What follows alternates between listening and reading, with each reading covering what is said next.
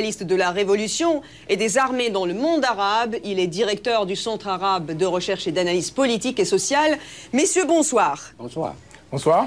Alors, Riyad Sidaoui, je commence avec vous à Genève. Qu'est-ce qui, d'après vous, a précipité l'avancée des rebelles, sachant qu'ils ne sont pas bien organisés? C'est une grande révolution.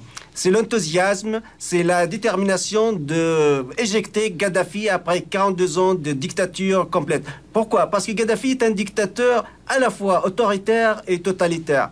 Il n'est pas comme Moubarak ou comme Ben Ali, qui n'est uniquement autoritaire, mais aussi totalitaire. Il impose son livre vert. Il impose même la couleur verte sur toute la Libye. Donc il y a une souffrance totale pendant 42 ans. Il y a une majorité écrasante de ces jeunes qui ne veulent plus de son livre vert. Donc ils étaient déterminés à l'éjecter. Et avec tout cela, un phénomène très important a eu lieu au sein du système politique libyen lui-même. Ce sont les défections, les divisions au sein des élites politiques au pouvoir libyennes sont énormes.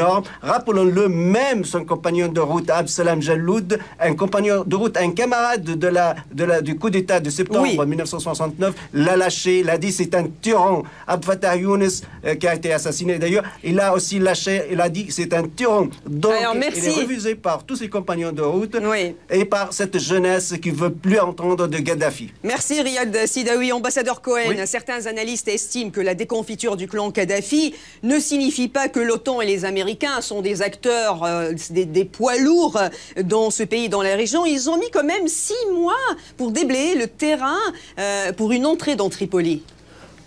L'OTAN et les États-Unis ont voulu que les Libyens eux-mêmes changent le gouvernement.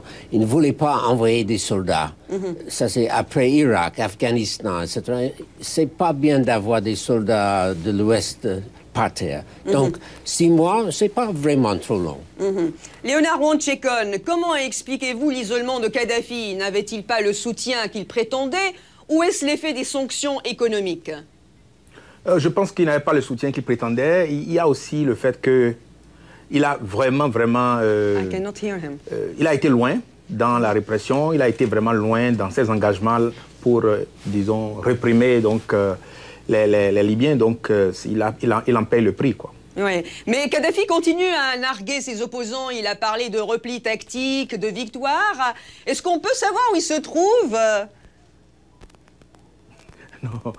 Ah, je n'en sais vraiment rien. Est-ce qu'on a une idée? Riyad Sidaoui, où peut se trouver, à l'heure où on se parle, à Kadhafi, d'après vous? Vous qui êtes spécialiste de la Libye.